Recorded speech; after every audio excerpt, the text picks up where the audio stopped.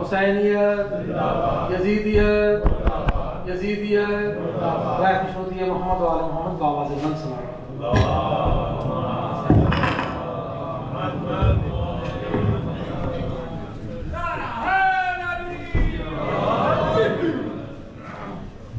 لا حول ولا قوة إلا بالله العلي العظيم حسبنا الله ونعم الوكيل نعم المولى ونعم النصير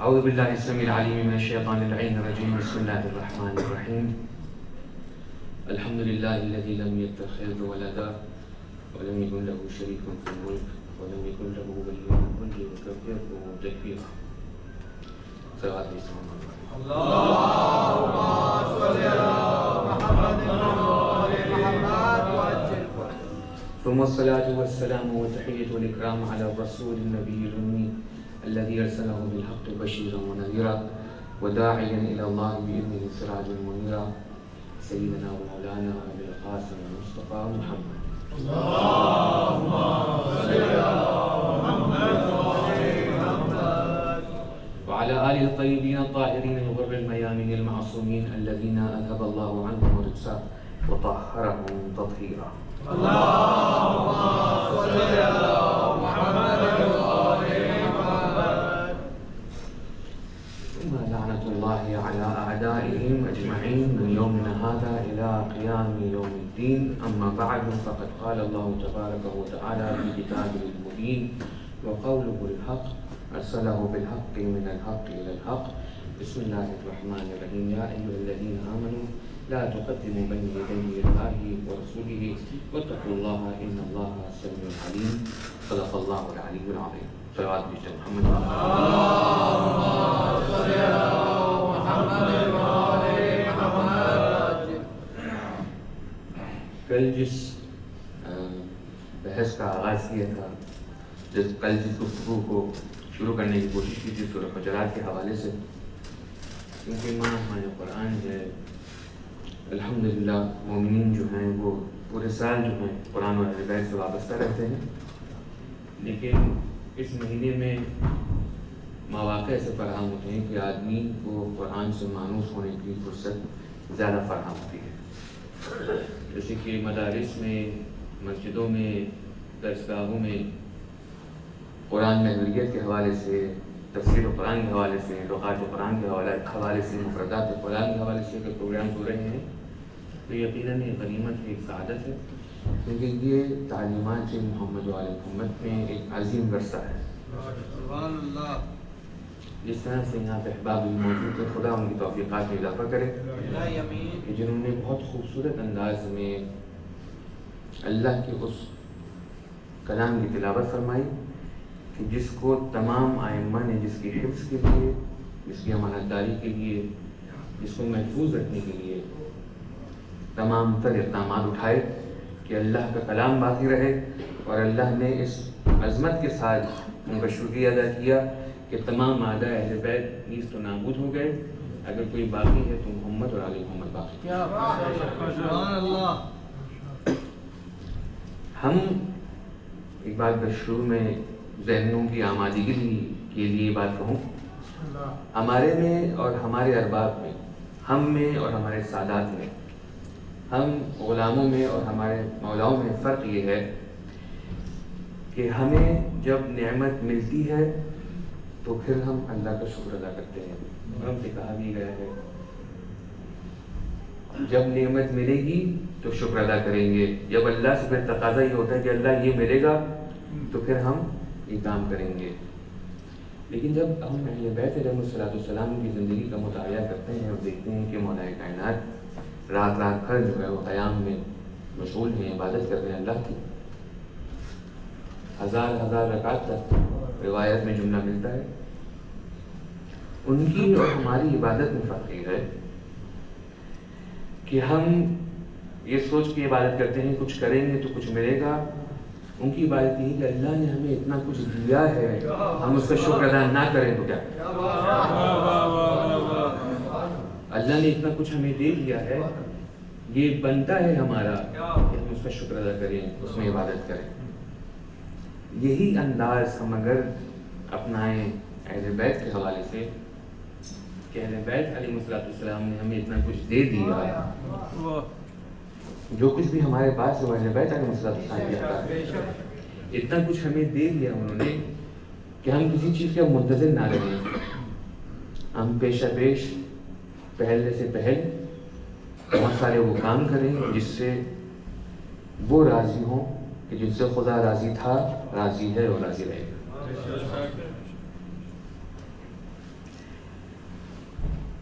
اور قاریان قرآن بہت سارے ہیں، بہت سارے مکاتب میں، بہت سارے مسالک میں، بہت سارے مذاہب میں مل جاتے ہیں۔ روایات بھی بہت ساری موجود ہیں ہمارے پاس کہ کس قسم کا قاری ہونا چاہیے، کیسا ہونا چاہیے، کس طرح قرات کرنی چاہیے اس کو۔ یہ پورا ہی اپنے الفاظ میں کوئی فن ہے، عربی میں جو کہا جاتا ہے ہنر ہے، آئمہ نے سکھایا اپنے اصحاب کو، اور کہیں اصلاح بھی کی بھی، بتایا بھی۔ اور پھر بعض لوگوں کو منع بھی کیا کہ دیکھو خبردار کسی بادشاہ کے سامنے قرات کی جو حرمت دکھاؤ اس غرض سے کہ تمہیں پیسہ ملے۔ قرآن کو اس کے سامنے نہیں پڑھو کہ جس کے پاس لیاقت نہیں ہے قرآن سننے کی، یہ بھی روایت میں موجود ہے۔ بعض دفعہ ایک شخص ایسا ہوتا ہے کہ اس قابل نہیں کہ اس کے سامنے قرآن پڑھا جائے، کیونکہ یہ اس نے نہ اپنے کان کو اس بات کی عادت ڈالی نہ وہ لیا لائٹ ہے اس کام کا۔ تو ایک بار اس لیے کہوں تاکہ افطار کے وقت ہے، آدمی ویسے ہی جو ہے وہ صبر کا پیمانہ جو ہے وہ لبریز ہونے نہیں لگتا ہے۔ تو میں ایک بات کہوں مزاحاً کہ ایک صحاب کے لیے معروف تھا کہ جب وہ قرآن پڑھتے تھے تو ایک شدت حالت کی کیفیت ان پہ طاری ہوتی تھی کہ وہ بے ہوش ہو جاتے تھے۔ جب بھی وہ قرآن پڑھتے ہیں وہ بے ہوش ہو جاتے ہیں۔ انہوں نے کہا کہ ارے اتنا شدید قسم سے یہ قرآن پڑھتے ہیں، اتنا قرآن ان پہ سوار ہو جاتے ہیں کہ جب سے یہ قرآن پڑھتے ہیں، کچھ آیتیں پڑھتے ہیں، چیخ نکلتی ہے اور بے ہوش ہو جاتے ہیں۔ تو جو حاکم تھا اس نے کہا کہ اچھا ان کو لے کے آؤ۔ اب یہ پہنچے کہ حاکم کے پاس ہم جائیں گے اور قرآن پڑھ کے سنائیں گے، اور جب حاکم نے بلایا ہے تو یقیناً وہ نوازے گا بھی، درہم و دینار بھی دے گا، اشرفیاں بھی ملیں گی۔ وہاں پہنچے تو دیکھا کہ حاکم نے پلر بنایا تھا، بہت اونچا تھا، بہت اونچا اس نے پلر بنایا۔ اس نے کہا قاری صاحب اوپر بیٹھ جائیے اور یہاں سے بیٹھ کے آپ قرات کیجیے۔ آپ پلر پہ بیٹھ جائیں، یہاں بیٹھ کے قرات آپ کریں۔ تو اب وہ منتظر نہیں کہ کب یہ بے ہوش ہوں، کب گریں گے۔ وہ ماشاءاللہ سے وہ قرات بھی کرتے جا رہے ہیں۔ اور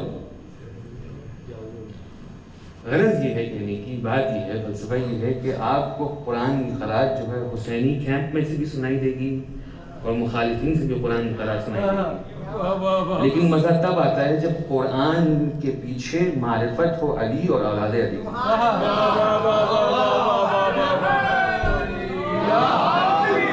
ہر قرات قرات نہیں ہوتی، ہر تلاوت تلاوت نہیں ہوتی۔ تلاوت وہ کہ رشک کرے قرآن کی کہ کون پڑھ رہا ہے، فرشتے جو ثواب لے کے جا رہے ہیں کہ دیکھو کس کا لے کے آ رہے ہیں، اوپر جا کے زہرا کو بتائیں آپ کے شوہر کا چاہنے والا قرآن پڑھ رہا ہے، اس کا ثواب ہم اللہ کے پاس۔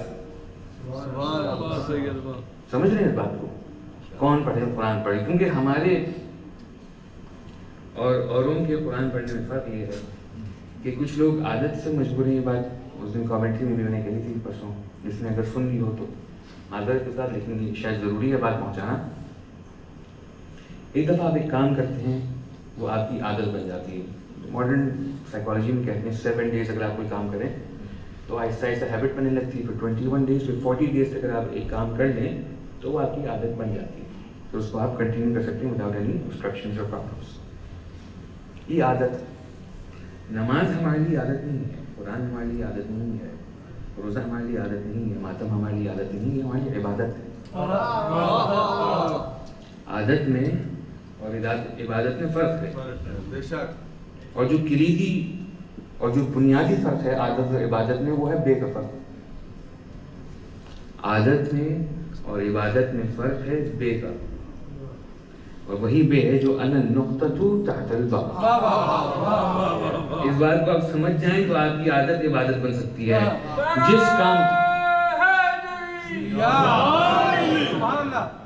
جس کام کو آپ نے متصل کر دیا محمد و آل محمد کی رضا سے، ان کے اللہ کے رضا سے، اب اس سے آپ کی عادت نہیں ہے۔ آپ کو لگے گا کہ یہ کام تو میں روز کرتا ہوں، لیکن اللہ ہر روز ایک نیا فرشتہ بھیجے گا کہ تم جاؤ اب اس کے اعمال کو لے کے آؤ، تم جاؤ اب اس کے اعمال کو لے کے آؤ۔ کیوں؟ اب اس سے عادت نہیں ہے، اب اس میں حب ولایہ اہل بیت محمد و آل محمد ہے. اب یہ عبادت ہے. یہ جو کرتا رہے گا اس کو عبادت آپ کریں گے. ایک صلوات بھیجیں محمد و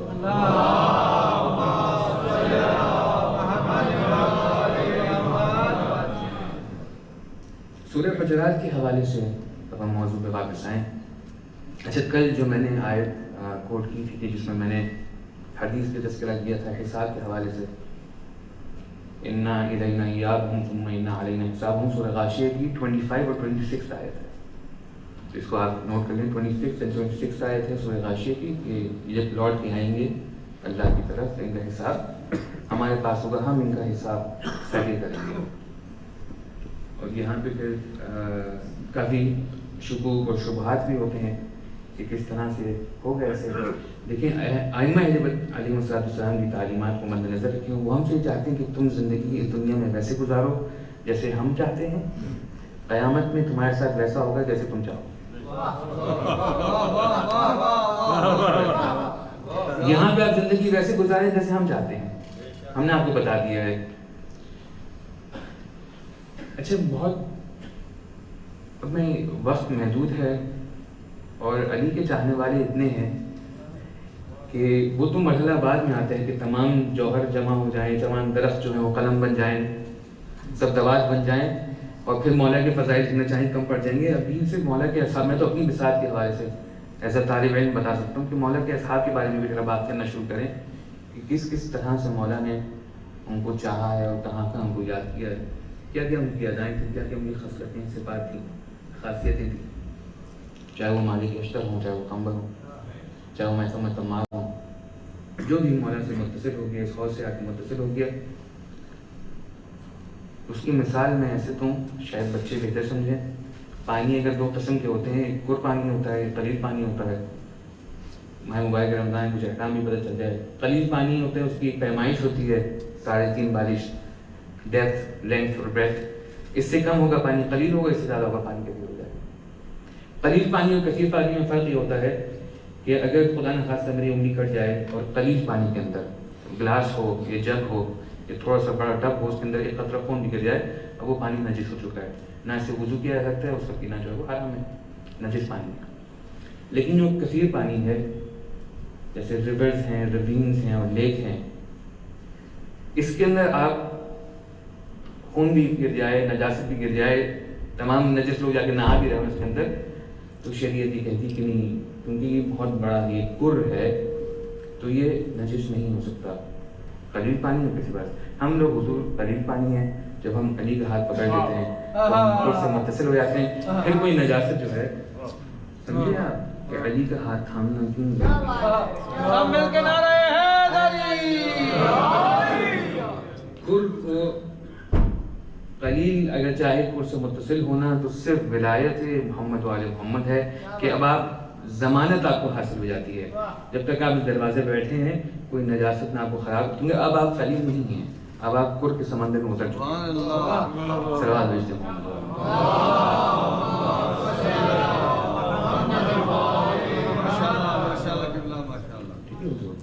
سورہ حجرات کے کل جس طرح میں نے عرض کیا تھا 2 پہلو تھے.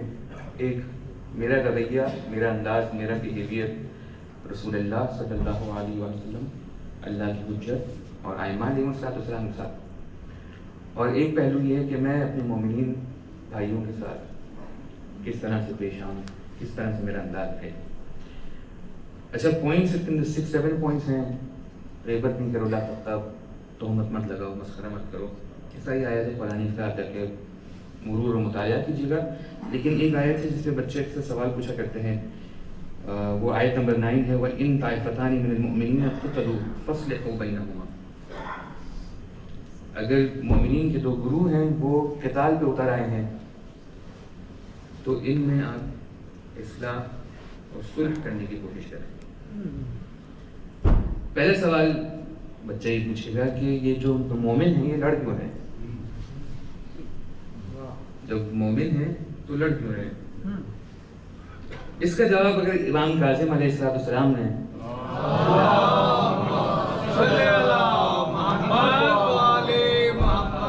نہ دیا ہوتا تو میں یہی کہتا کہ مجھے نہیں پتا. کیونکہ جب جنگ جمل بھی تھی نا مولا کائنات نے اس آیت کو پڑھا اور پھر کہا کہ اب جب تم میری بات نہیں مان رہے تو اب علی جو ہے جنگ کے لیے تیار ہے، تاکہ آپ پر اتمام حجت ہو جائے کہ ہم نے اپنی طرف سے تمام تر کوششیں کر لیں، آپ جو ہیں بغاوت کے لیے تیار ہیں اور علی یہ برداشت نہیں کریں گے۔ اچھا، مولا کائنات کا مزاج رسول اللہ سے مختلف تھا اور اللہ نے چاہا اس کو مختلف رکھیں۔ کیوں؟ مثال کے طور پہ رسول صلی اللہ علیہ وآلہ وسلم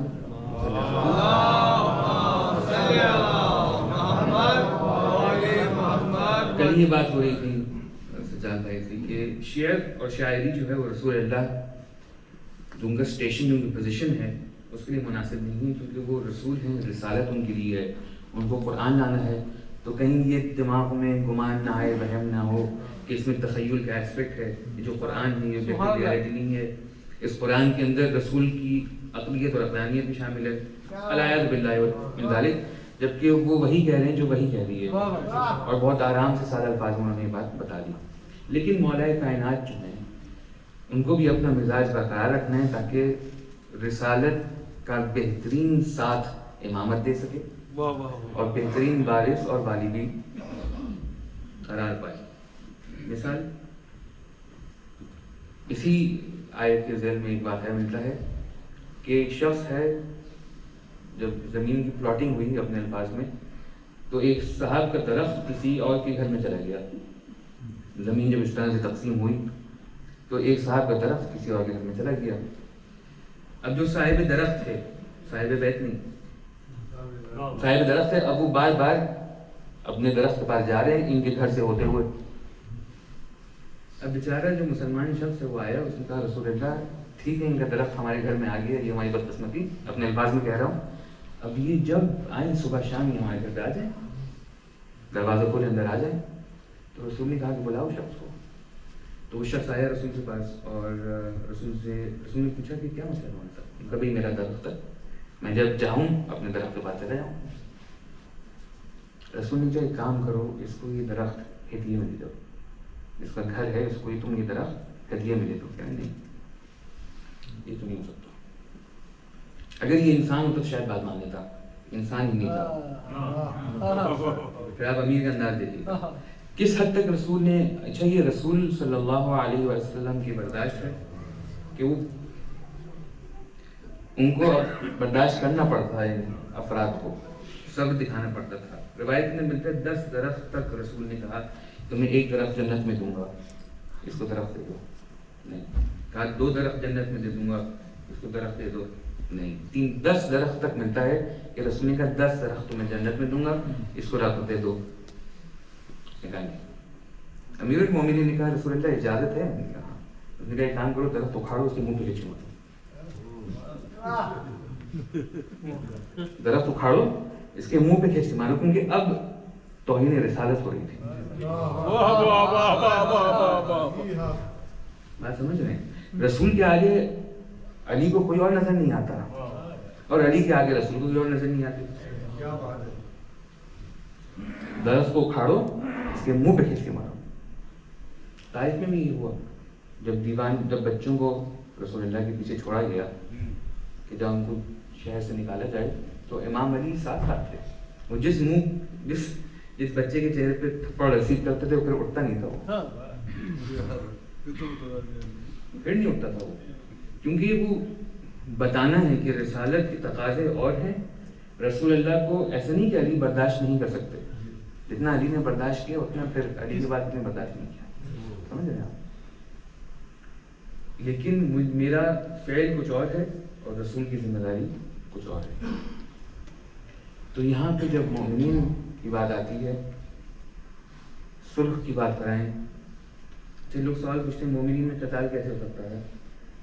تو 2 افراد نے بحث کی، انہوں نے کہا کہ جب اللہ نے ملائکہ سے کہا کہ سجدہ کرو آدم کو، ابلیس نے سجدہ نہیں کیا، تو اللہ نے تو ابلیس سے کہا نہیں تھا، تو امام نے کہا نہیں، ابلیس کیونکہ اس گروہ میں تھا، تو عربی کے اندر قانون یہ ہے کہ جب مخاطب آپ ہوں تو جو جم ہے، جو میجورٹی ہے، آپ اس کو ایڈریس کریں، اور جو ان کے ساتھ شامل ہے اس پر وہ لاء لاگو ہوتا ہے۔ تو جب مومنین کی بات ہوتی ہے تو ان سے پوچھا کہ کیا منافق بھی اس میں شامل ہو گئے؟ اس نے کہا اسی قاعدے سے یہاں پہ بھی شامل ہوں گے، اس لیے مولا کائنات نے یہ حدیث، یہ آیت کو پڑھا تھا جنگ جمل میں۔ کوئی یہ نہ سمجھے کہ امام مومنین سے مخاطب ہے، امام مومنین سے مخاطب نہیں ہے، لیکن اس مومن سے بھی مخاطب ہو سکتے ہیں جو پروپیگنڈا کے شکار ہو گیا ہو اور غلطی سے اپنا راستہ بھٹک کے، کیونکہ امیر المومنین نا وہ ایک ایک آدمی کو چن کے نکالنا چاہتے ہیں، سب کو بتانا چاہتے ہیں، یہ اعلان کرنا چاہتے ہیں، شاید بعد میں یہاں کہی ہو کہ قوت کتنی ہے، طاقت کتنی ہے مومن میں۔ دا مومن سیڈ کہتے ہیں کہ اتنا قوی ہوتا ہے مومن، اتنا طاقتور ہوتا ہے مومن کہ مولا کی ذوالفقار دیکھ لیتی ہے کہ ابھی نہیں، اگلی نسل میں نہیں، تیسری نسل میں نہیں، 6 نسل کے بعد جس کے ہاتھ میں میں تلوار ہوں اس کا چاہنے والا آئے گا، تلوار رخ موڑ لیتی ہے، مولا کائنات کو رخ موڑ دے دیتی ہے۔ کس کو بچا رہے ہیں مولا؟ ہم اور آپ کو بچا رہے ہیں مولا، چاہنے والوں کو بچا رہے ہیں مولا۔ کل جو بات کہی تھی کہ ٹھیک ہے وہ لوگ سارے انتظام آخرت میں دیکھ لیں گے، میں کل دوستوں کی بات تذکرہ کر رہا تھا، آخری بات کروں کہ 2 طریقے ملے۔ ایک دفعہ امام کاظم علیہ السلام صلوات بھیجتے محمد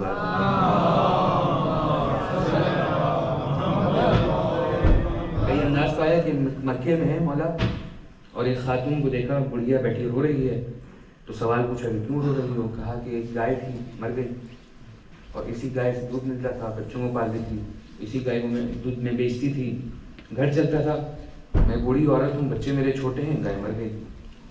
امام کاظم نے کہا زندہ کر دوں؟ امام نے اس کو ٹھوکر لگائی، گائے زندہ ہوئی، امام واپس اپنے کام سے جہاں جا چلے گئے۔ اب جب یہ ہوش میں آئی تو اس نے شور مچایا، کہیں جوان آیا تھا اس نے گائے زندہ کر دی، چلے گئے۔ ایک اور واقعہ امام صادق علیہ السلام،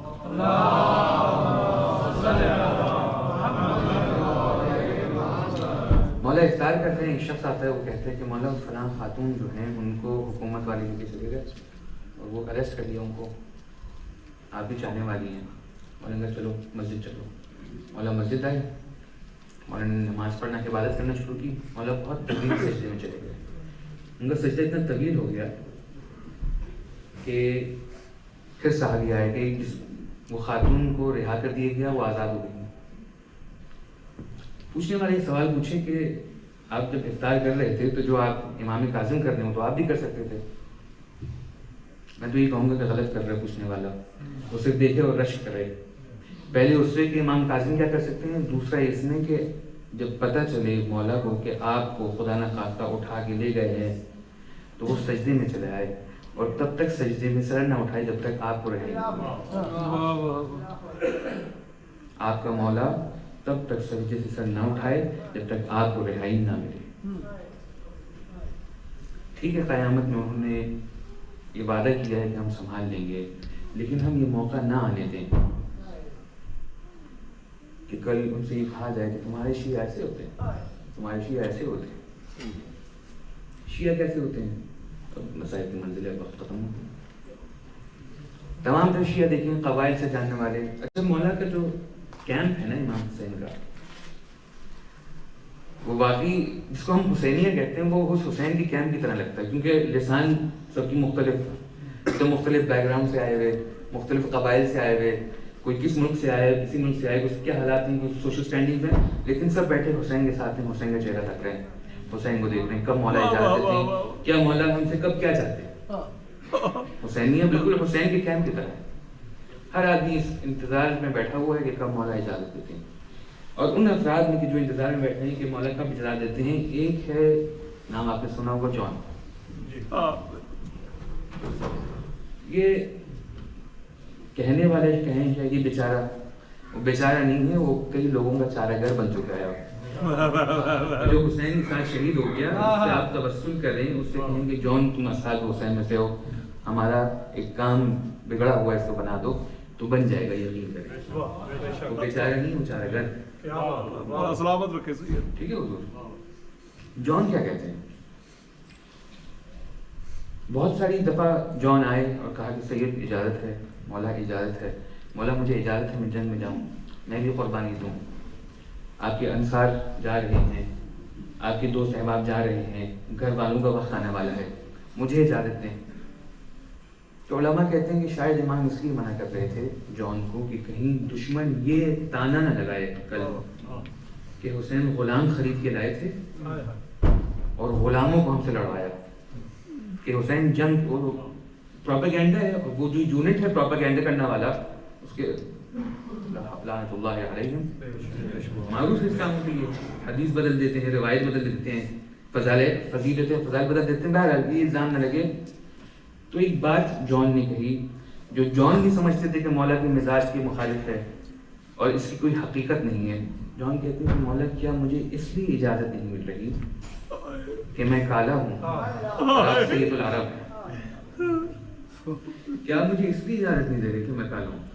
کتنی تکلیف ہوئی ہوگی مولا کو یہ بات سن کے، لیکن مولا جان کی مصلحت سمجھتے ہیں۔ جان اعلان کر رہا ہے حسین مجھے خرید نہیں لائے، میرے دادا میرے باپ سب قربان حسین پہ، میں اپنی مرضی سے حسین کے پاس آیا ہوں، میں نے بیچا ہے اپنے آپ کو حسین کے لیے، اللہ کی مرضی کو خریدا ہے۔ کیا اس لیے آپ مجھے اجازت نہیں دے رہے کہ کہیں میرا خون زہرا کے لال کے خون کے ساتھ؟ آپ سمجھ رہے ہیں؟ مطلب جان بھی عاشقی کے ہر ادا کو امتحان کرنے کے لیے تیار ہے، ہر بہانہ لے کے آیا ہے کہ مولا کسی طرح آپ اجازت دے دیں۔ سید تیار ہو جاتے ہیں، جان جاتے ہیں، جنگ کرتے ہیں۔ عجیب مقام ہے کہ جس کا کوئی حسب نہیں ہو ظاہراً، عرب میں تو صرف اسی کو حسب نسب کہتے تھے جو عرب ہوتا ہے، جس کا ظاہراً عرب کوئی حسب نہیں رکھتی ہو۔ کتنی تکلیف ہوتی ہوگی جب دشمن بیٹھا دیکھ رہا ہو کہ جو سید العرب کا نواسا ہے، جو سردار ہے عرب کا، وہ زمین پہ بیٹھا ہوا ہے اور اس کے زانوں پہ غلام کا سر رکھا ہے اور مولا اس کے بالوں کو اصلاح کرتے ہیں۔ جو سے اتنے کہتے ہیں کہ سید آپ مجھ سے راضی ہیں؟ کہتے ہیں میں تم سے راضی ہوں، میری ماں تم سے راضی ہے، میرا باپ دادا تم سے راضی، خدا تم سے راضی ہو۔ سیعلم الذین ظلموا ایہم انا للہ و انا الیہ راجعون بقضاء و تسلیم امرہ۔ ایک سورہ فاتحہ بانیان مجلس کے لیے جو لوگ یہاں موجود ہیں ان کی مرحومین کے لیے اور ایک صلوات محمد وعلیکم